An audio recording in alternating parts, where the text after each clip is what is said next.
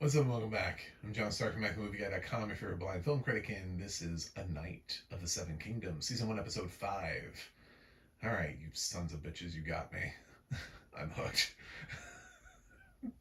I made it through all your shit jokes. We got to this episode, and this was brutal. This is a brutal episode that we got to here. Although I have, like, some questions. I have a lot of questions. Like, just about, like, logistically how things happened. So, and I could tell some things, so we're not like elevating. I'm not being like, oh, this, because I've been floating this show in like the range of like a 6 point something. We might be moving up to like a low seven at this point. We didn't just skyrocket because I wasn't like, oh my god, the sheer brilliance in the writing here. It just became really interesting finally with this battle of the seven versus the seven, the battle of the sevens. I don't remember what it was called, but Dunk has his little squad together, and we end up in the fight. And Egg is he has this moment with Egg that's kind of cute, where Egg gives him his like lance or whatever, and he does that like, "Don't steal anything, or I'll hunt you down like a dog." And then Egg barks at him, and there's a bit of sadness in Egg's thing once Duncan turns away, because I guess Egg doesn't believe that Duncan's going to survive. And I don't even know how he did. That's, Duncan basically survived because he wasn't decapitated. That's pretty much, it seems like, the only thing that could have killed him at this point. Um, I feel like he was about to like start doing, some Monty Python type stuff where he just starts losing limbs and is like, I'll bite you. Come here. Um, so we end up flashing back, and at first I was like, don't you dare tease me. Don't you, don't you blue balls me on this one. Don't you let me believe there's going to be a battle this episode and you just stick me in a flashback the whole time. But they didn't, which is good because, but honestly, the flashback was kind of impactful because it showed how Duncan found the knight that he ended up following, how they sort of met in this very tragic situation. He had a friend, they were both kids, and they tried to buy their way out of the city to buy themselves to one of the free cities. And one of the gold, what the fuck are they called? They're not the Knights Guard. They're not the King's Guard or whatever. They're the gold somethings. They've been referenced before in Game of Thrones, and I just can't think of what they're called right now. While I'm having it's gold something. Um, they decide to exert their power, and they're grown ass men, and these are little kids. And they come in and they steal this little pittance of money from these paupers, like assholes. And the feisty one that's with him, Rafe, uh, the girl that's with Duncan, is being harassed by Alistair, the head of the Gold Coast Golden Warriors. Uh, and he takes the money from her, and she ends up taking his like dagger. I don't know why she didn't use it. She just takes the dagger like he didn't notice. I don't understand what her plan was, and she's not alive long enough to explain it. But I wanted to be like, girl, what were you doing? If you take it, you use it. You don't just take a dagger to like steal for funsies. Like, you take the dagger to catch him off guard and to use it and then get your money back. That's why she just takes the dagger and starts to walk away with it. I'm like, for what? Why? I don't understand. To sell it? Anyway, so her and Duncan start walking away, but he notices immediately that he's missing his dagger, and he goes after her and is like, "You little bitch!" Grabs the dagger and immediately slits her throat with it, and so she dies. Well, slowly. She's like gurgling and bleeding out, and the audio description on this was phenomenal. Just like the blood pouring from this wound. in her neck, and Duncan's sitting there like, oh my god, what? I don't even know. Um, but while this whole thing is happening, basically right after this guy assaults and kills the girl, the knight drunkenly stumbles out and says, Lena kills. And they don't think this dude's gonna be good at combat at all because he seems like two sheets to the wind, you know, three sheets to the wind. And just just gone. But he fights and he wins. He like decapitates one of the other random knights and then lo and behold ends up killing Alistair too and just defends the honor of Duncan. Duncan, who got stabbed in the leg and doesn't treat it, doesn't ever do anything. Like, there's no mention ever in the audio description of anybody ever attending to his leg, but he got speared in the calf. I'm like, that's still an injury? And in this time period, when, I mean, it's not really a time period because this doesn't exist, it's fantasy, but it's supposed to, like, represent, like, medieval era, and germs, you know, would be abound. Somehow he survives. Um, but he ends up following the knight on his journey, and we get to see him because he has this loyalty that we've heard him talk about, the reverency to this knight, but the knight really doesn't do much for him. Like for like the longest time, Duncan is just, I mean, he shivers under like tree roots because he has nothing to like cover himself at night. Duncan just follows this guy around, like willing to try to, I don't know, squire him or something, because he has nowhere else to go. He just keeps following this drunk man and his horses. So it's sort of a contrarian vision of what Duncan has been saying, but also the guy was a hero. So it's not like, so Duncan looks upon him as having done the right thing, even though the guy was blasted at the time. It'll be interesting to see if, like, in later seasons, we see more of Duncan in this relationship, you know, and how, and get um, more of the, because he's little here, and obviously Duncan's an adult, so that's a lot of time that he would have spent with him.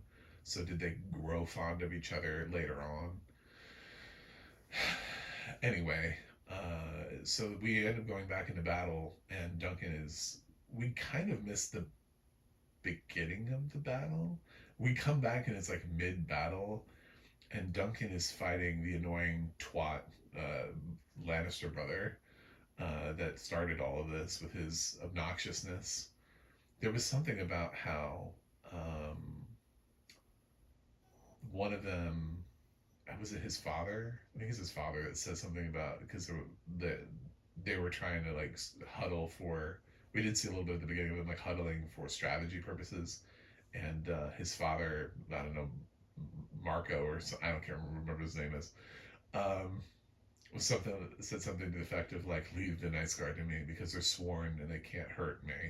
I'm like, I feel like that's cheating, but at the same time, I think you're underestimating what they would do in a battle that they've already sworn allegiance to the other side of.